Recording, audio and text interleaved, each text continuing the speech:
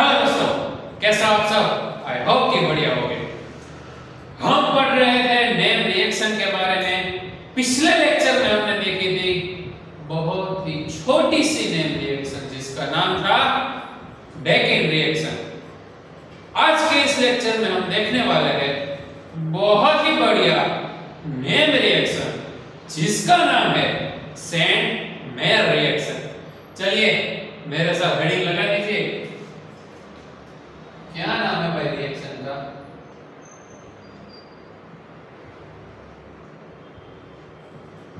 Saint mayor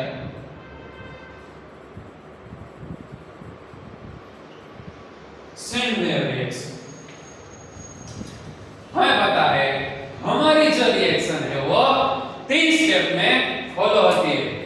पहला है basic reaction, दूसरा है जो हमारी बेसिक रिएक्शन प्रोसीड होती है उसके बारे में हमें अगर जानना हो तो हम मैकेनिज्म पढ़ते हैं।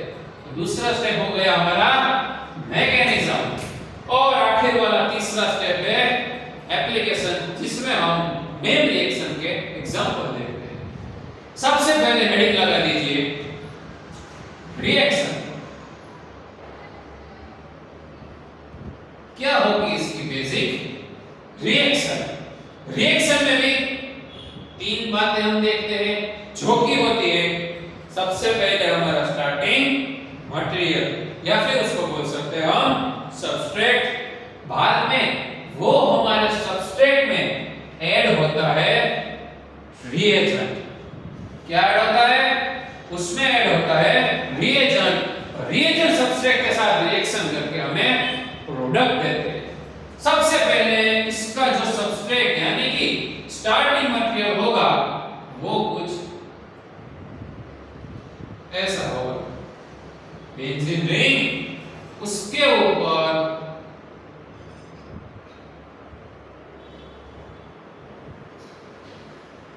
क्या है? डायएज़ो ग्रुप। ये N2 जो ग्रुप बेंजीन के ऊपर लगा हुआ होता है उसको हम क्या बोलते हैं भाई? डायएज़ो ग्रुप। एज़ो यानी ये जो नाइट्रोजन एक दूसरे के साथ जुड़े हुए हैं ना उसको एज़ो ग्रुप बोलते हैं। और ये जो पूरा है उसको हम क्या बोलते हैं? Benzene diazonium salt. सॉल्ट क्यों? क्योंकि देखो यहाँ पे आयोनिक बॉन्ड है और वो है Cl नेगेटिव का। सबसे पहले आपको इन शॉर्ट क्या याद रखना है?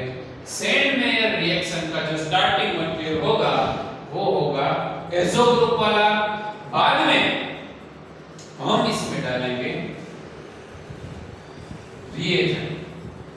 क्या होगा इसका रिएजेंट? इसका रिएजेंट होगा कॉपर क्लोराइड। और जो रिएक्शन मीडिया होगा उसमें हम लेंगे थोड़ी सी ज्यादा हीट। अगर हम ये azo group benzene diazonium salt का copper chloride as a reagent के साथ रिएक्शन करवाते हैं तो हमें इसमें फाइनल प्रोडक्ट क्या मिलती है? चलो देख ले। इसमें हमें प्रोडक्ट कुछ ऐसे मिलेगी भाई, बेंजीन रिंग और ये जो N2Cl है ना उसकी जगह सिर्फ एक हेलोजन यानी कि हमें मिल जाएगा हमारा क्लोरोबेंजीन और N2 नाइट्रोजन गैस रिलीज होगा। तो ये बेंजीन रिंग क्यों खुली हुई है? तो ये हो गई हमारी बेसिक रिएक्शन। अब N2Cl में से सीधा Cl ग्रुप उधर इंसर्ट हो गया।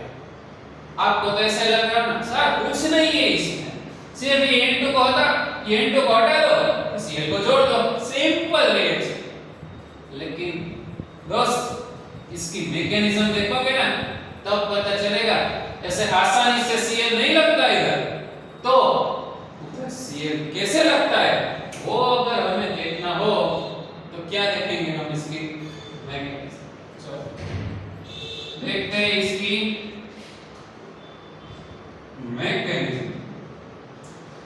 क्या होगा इसके मैकेनिज्म में सबसे पहले? तो देखिएगा, सबसे पहले ये हमारा स्टार्टिंग मटेरियल, ये हमारा जो स्टार्टिंग मटेरियल है उसको मैं ऐसे फॉर्म में लिख देता हूं, इधर पॉजिटिव। ये ग्रुप को मैंने ऐसे खोल के ऐसे क्या बोलते हैं, एक्सपोज करके, क्या बोलते हैं वो कानून की भाषा में होता है ना, वो बोलता है कि अब हम तुमको एक्सपोज कर देंगे, यानी कि हम आपको खुला कर देंगे। तो ये जो हमारा स्टार्टिंग मटेरियल था उसको हमने एक्सपोज करके यानी कि खुला करके लिख लिया। अब इसमें हम डालेंगे क्या, कॉपर क्लोराइड। तो कैसे रिएक्शन होगी? अगर मैं इसमें कॉपर क्लोराइड डालूंगा तो होगा क्या? देखो, ये N ट्रिपल बॉन्ड N और उसके साथ क्लोरीन। आपको ये बात ध्यान रखनी है कि ये जो क्लोरीन है वो नाइट्रोजन ग्रुप के साथ कोवेलेंट बॉन्ड से जुड़ा हुआ नहीं है। ये जो क्लोरीन बॉन्ड है, सॉरी, ये जो क्लोरीन ग्रुप है वो नाइट्रोजन के साथ आयोनिक बॉन्ड से जुड़ा हुआ है, ना कि कोवेलेंट बॉन्ड से। याद रह गया? अब आगे होगा क्या इसमें? ये जो क्लोरीन ग्रुप है वो ये कॉपर के ऊपर अटैक कर देगा और कॉपर के साथ जुड़ जाएगा। तो हमें मिलेगा क्या? हमें कुछ ऐसा स्ट्रक्चर मिलेगा। ये nitrogen 1 2 3 triple bond, positive charge ऐसे का वैसा, और ये जो कॉपर है ना उसके साथ क्लोरीन जुड़ जाएगा। और एक और बात आपको याद रखनी है, ये जो CuCl है ना उसमें जो कॉपर है ना वो +1 ऑक्सीडेशन स्टेट, इधर मैं लिखता हूं, ये जो CuCl है उसमें कॉपर है वो +1 ऑक्सीडेशन स्टेट में है। ये क्लोरीन ग्रुप इसके साथ जुड़ गए। अगर ये क्लोरीन ग्रुप इसके साथ जुड़ जाएगा तो मुझे इधर कुछ ऐसा मिलेगा। ये क्लोरीन के पास ऑलरेडी नेगेटिव चार्ज तो है ही, वो नेगेटिव चार्ज कॉपर के ऊपर अटैक कर देगा और अपने इलेक्ट्रॉन डोनेट करेगा। क्या? क्लोरीन जो ग्रुप है अपने इलेक्ट्रॉन डोनेट करके उसके ऊपर जुड़ जाएगा। तो ऐसा वो उधर बॉन्ड बनाएगा, Cu और उसका Cl, एक और Cl आया तो CuCl2, बाद में ऊपर आ जाएगा नेगेटिव चार्ज। क्या आ जाएगा भाई ऊपर? Negative charge. अब ये हमारा कॉपर जो है वो तो है ही +1 ऑक्सीडेशन स्टेट में, ठीक है? तो इतना हुआ। इसके बाद क्या होता है वो हम ऊपर देखते हैं। चलो, ये था हमारा कैसा पहला स्टेप में हम रिएक्शन करते हैं। दूसरा स्टेप क्या होगा? चलो, ये जो हमें मिला इधर वो मैं इधर एज इट इज लिख देता हूं, थोड़ा टेढ़ा करके लिखता हूं।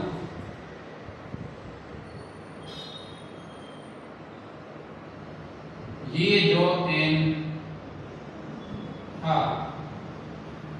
पॉजिटिव चार्ज वाला वो मैंने लिख लिया। बाद में CuCl2 जो कि था वो भी मैं एज इट इज लिख देता हूं। ये था +1 ऑक्सीडेशन स्टेट में।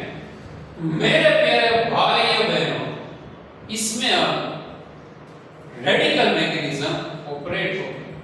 कौन सी रिएक्शन ऑपरेट होगी? रेडिकल रिएक्शन, या फिर मैं बोल सकता हूं रेडिकल मैकेनिज्म। तो रेडिकल क्या होता है? चलो, क्या होता है रेडिकल? इसकी अगली वाली जो हमने स्टार्टिंग में 2-3 नेम रिएक्शन देखी थी उसमें भी मैंने आपको याद करवाया था। रेजोनेंस, रेजोनेंस की हमने जो 6 पॉसिबिलिटीज देखी थी उसमें एक था resonance in between double bond and free radical. Free radical, radical यानी सिंगल इलेक्ट्रॉन, ठीक है। तो इसमें कौन सी रिएक्शन ऑपरेट होगी? रेडिकल रिएक्शन में। कैसे? ऐसे देखो, ये जो कार्बन है, ठीक है, ये कार्बन और ये नाइट्रोजन, ये कार्बन और ये nitrogen, electron negativity difference, electron negativity difference होने के कारण और ये जो N2 मॉलिक्यूल है ना, वो ऐसा मॉलिक्यूल है अगर वो रिलीज हो जाए ना तो उसको बड़ा ही मजा आ जाएगा। क्यों? अगर ये N2 मॉलिक्यूल रिलीज हुआ तो वो प्योर नाइट्रोजन गैस के फॉर्म में रिलीज हो जाएगा। इस कारण ये जो N triple bond N2 molecule है वो ऐसा कुछ मौका ढूंढते कि वो कहीं से भी इलेक्ट्रॉन खींच के एटमॉस्फेयर में रिलीज हो जाए। तो ये कार्बन और ये नाइट्रोजन के बीच में बॉन्ड ब्रेक होगा और उसमें रेडिकल मैकेनिज्म ऑपरेट होगी जो कि कुछ ऐसे होगी।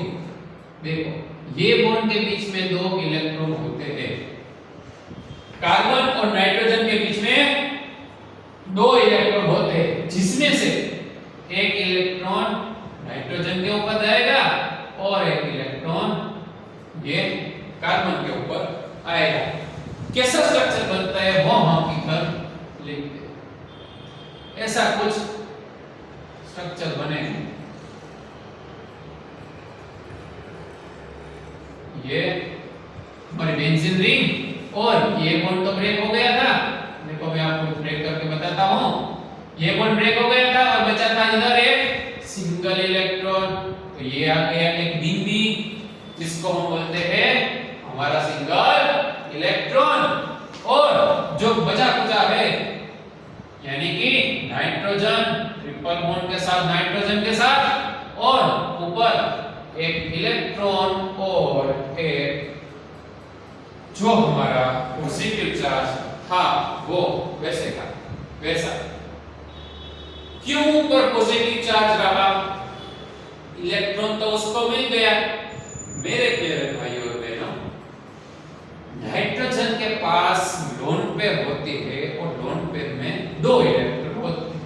नाइट्रोजन की 3 वैलेंसी तो ऑलरेडी सेटिस्फाई है। अब बॉन्ड ब्रेक हुआ तो उसके ऊपर 2 इलेक्ट्रॉन अगर आए तो वो N2 मॉलिक्यूल यानी कि नाइट्रोजन गैस के फॉर्म में रिलीज हो सकती है। लेकिन इधर आया तो एक ही इलेक्ट्रॉन आया और एक इलेक्ट्रॉन कम पड़ा। एक इलेक्ट्रॉन कम होने के कारण उसके ऊपर कमी महसूस हुई। कमी महसूस होने के कारण क्या करते हैं हम? पॉजिटिव चार्ज जनरेट होता है तो उसके पास एक इलेक्ट्रॉन कम है। तो अब कैसे आप पूरा करोगे उसका एक इलेक्ट्रॉन? चलिए देखिए। ये जो बचा कुचा है वो भी मैं इधर वैसे का वैसा लिख दूंगा। Cu Cl2 नेगेटिव चार्ज के फॉर्म में और इसकी ऑक्सीडेशन स्टेट +1। अब वो जो N2 मॉलिक्यूल है जिसके ऊपर एक इलेक्ट्रॉन है और एक इलेक्ट्रॉन की कमी है, तो वो एक इलेक्ट्रॉन कहां से लेगा पता है? देखो, ये कॉपर के ऊपर +1 ऑक्सीडेशन स्टेट है।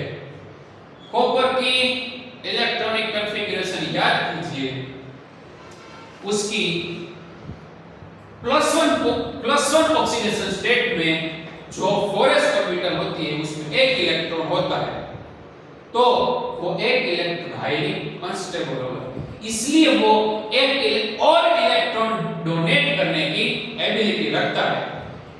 कॉपर की वैलेंस इलेक्ट्रॉन में 4s1 कॉपर +1 की इलेक्ट्रॉनिक कॉन्फ़िगरेशन होती है, तो वो जो 4s1 इलेक्ट्रॉन होता है वो हाईली अनस्टेबल होता है, उसको स्टेबल होने के लिए एक और इलेक्ट्रॉन डोनेट करना पड़ेगा और कॉपर को +2 ऑक्सीडेशन फॉर्म में आना पड़ेगा। इसलिए ये जो नाइट्रोजन में एक इलेक्ट्रॉन ऐड होगा वो कॉपर की जो शेल है उसमें से आएगा। तो इस दोनों को मुझे अगर कंबाइन फॉर्म में लिखना हो तो इधर N2 मॉलिक्यूल रिलीज होगा और CuCl2 और इधर आ जाएगी +2 ऑक्सीडेशन स्टेट। तो ये बना हमारा मैकेनिज्म का दूसरा स्टेप। अब आएगा मैकेनिज्म का तीसरा स्टेप। जो इधर हमें मिला सीधा लिख दो। चलो भाई लिख लेते हैं। ये हमने लिख लिया एज इट इज हमारी टेढ़ी हुई बेंजीन रिंग और उसके ऊपर एक बिंदिया जो कि है हमारा फ्री रेडिकल, उसमें CuCl2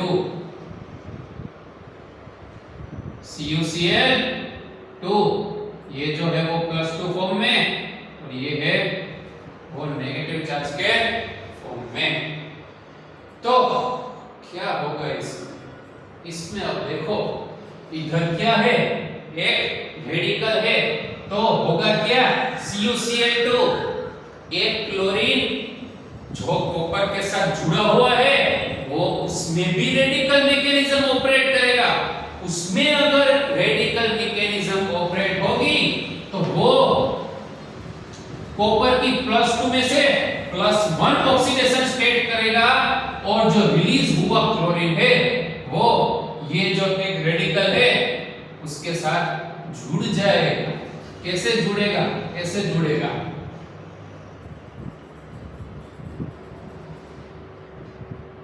ठीक है, ऐसा हो गया। और यहां से देखो ऐसा कुछ होता है ना, ये क्लोरीन इसके और ये कौन सा ऑक्सीडेशन स्टेट है, कौन सा ऑक्सीडेशन स्टेट है +2। तो 2 इलेक्ट्रॉन, एक इलेक्ट्रॉन इसके ऊपर जाएगा, एक इलेक्ट्रॉन इसके ऊपर आएगा।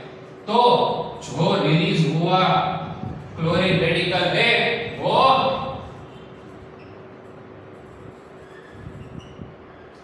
क्या करेगा, इसके साथ बॉन्ड बना देगा और हमें मिलेगा क्लोरोबेंजीन। और ये जो N2 जो रिलीज हुआ था वो तो वैसे का वैसा रहेगा। खत्म हो गई हमारी रिएक्शन मैकेनिज्म, खत्म। 3 स्टेप में थी इसकी रिएक्शन मैकेनिज्म। अब हम देखेंगे उसके एप्लीकेशन या फिर बोल सकते हैं एग्जांपल। फटाफट देख लेते हैं एप्लीकेशन क्या होगी इसकी एप्लीकेशन, ऐसी होगी इसकी एप्लीकेशन। ले लिया मैंने बेंजीन डाइजोनियम सॉल्ट N2Cl, ये पॉजिटिव ये नेगेटिव, और इधर मैंने ले लिया अल्काइल ग्रुप जो कि मैं लेता हूं CH।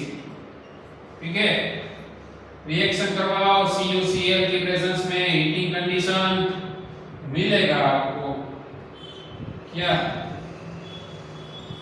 ऐसा कुछ मिलेगा नहीं, सॉरी, क्या मिलेगा, इधर आ जाएगा क्लोरीन और इधर CH3 ग्रुप। ठीक है, हाँ जी ठीक है। तो ये थी हमारी सेंटमेयर रिएक्शन। Quick revision.